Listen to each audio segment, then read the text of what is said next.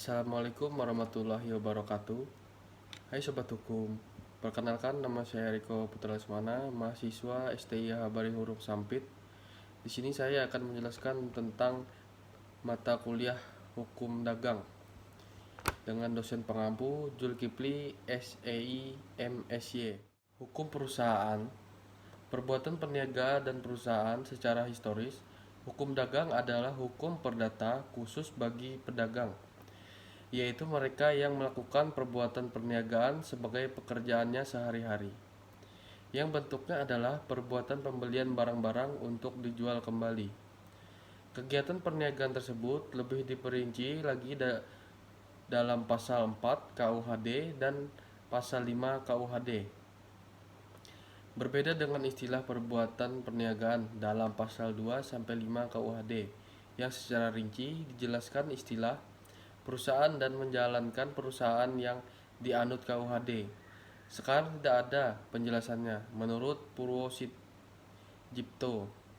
Hal tersebut rupanya memang disengaja oleh pembentuk undang-undang agar pengertiannya perusahaan berkembang baik dengan gerak langkah dalam lalu lintas perusahaan sendiri. Hukum persekutuan. Di dalam hukum Inggris, hukum persekutuan dikenal dengan istilah company law, yaitu himpunan hukum atau ilmu hukum mengenai bentuk-bentuk kerjasama baik yang tidak berstatus badan hukum atau partnership maupun yang berstatus badan hukum atau corporation. Sedangkan di dalam hukum Belanda dikenal dengan Vonschepstersches, namun ruang lingkup lebih sempit, yaitu hanya sekedar terbatas pada NV, firma, dan CV yang diatur dalam KUHD dan persekutuan perdata yang diatur dalam Kitab Undang-Undang Hukum Perdata KUHP Perdata. Dan pada umumnya, perjanjian merupakan suatu perbuatan hukum, yaitu perbuatan yang mempunyai akibat hukum. Perjanjian juga bisa dikatakan sebagai perbuatan untuk memperoleh seperangkat hak dan kewajiban, yaitu akibat hukum yang merupakan konsekuensinya. Perjanjian melibatkan sedikitnya dua pihak yang saling memberikan kesepakatan. Pihak yang berkewajiban memenuhi isi perjanjian disebut debitor, sedangkan pihak lain yang berhak atas pemenuhan kewajiban itu disebut kreditor. Dalam pasal 1313 Kitab Undang-Undang Hukum Perdata disebut persetujuan atau perjanjian ialah suatu perbuatan hukum di mana seseorang atau lebih mengingatkan dirinya terhadap satu orang atau lebih. Tujuan dari sebuah perjanjian adalah mengatur hubungan-hubungan hukum secara privat, yaitu hanya para pihak yang terikat dengan perjanjian itu saja. Jika dalam pelaksanaannya menimbulkan sengketa, perjanjian itu dapat dihadirkan sebagai alat bukti di pengadilan guna menyelesaikan sengketa. Syarat sahnya perjanjian adalah syarat-syarat agar perjanjian itu sah dan punya kekuatan mengikat secara hukum. Tidak terpenuhi syarat perjanjian akan membuat perjanjian itu menjadi tidak sah. Menurut pasal 1320 KUHP Perdata, syarat sahnya perjanjian terdiri dari 1. Kata sepakat, berarti adanya titik temu atau a meeting of the mind di antara para pihak tentang kepentingan-kepentingan yang berada. 2. Cakap, berarti dianggap mampu melakukan perbuatan hukum. Pada prinsipnya semua orang berhak melakukan perbuatan hukum, kecuali 3 kelompok sesuai pasal 1330 KUHP Perdata, yaitu 1.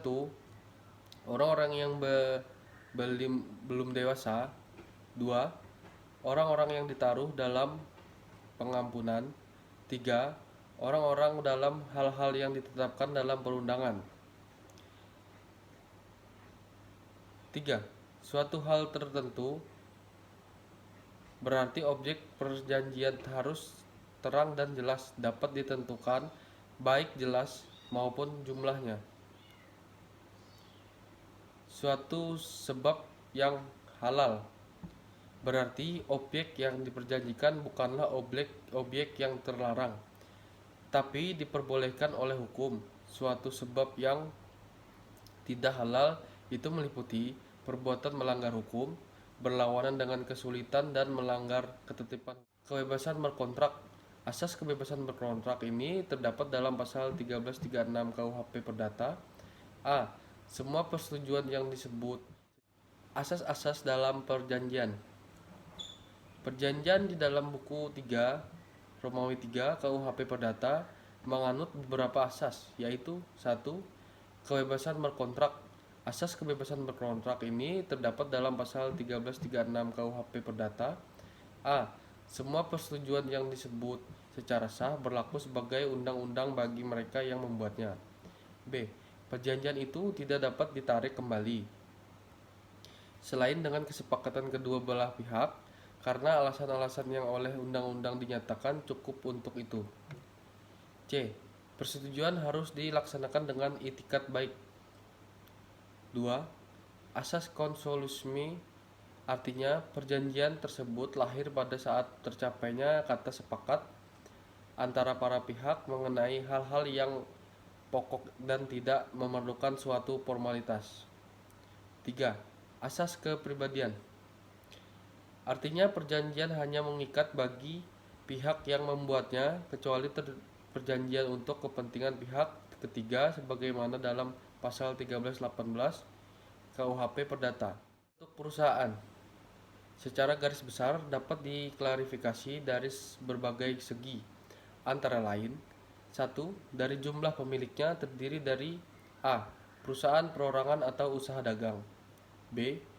Yaitu suatu perusahaan yang dimiliki oleh perorangan atau seorang pengusaha tanggung jawab pribadi, biasanya mempunyai modal kecil atau menengah. C. Perusahaan persekutuan. D. Yaitu suatu perusahaan yang dimiliki oleh beberapa orang pengusaha yang bekerja sama dalam satu persekutuan. 2. Dari status hukumnya terdiri dari A.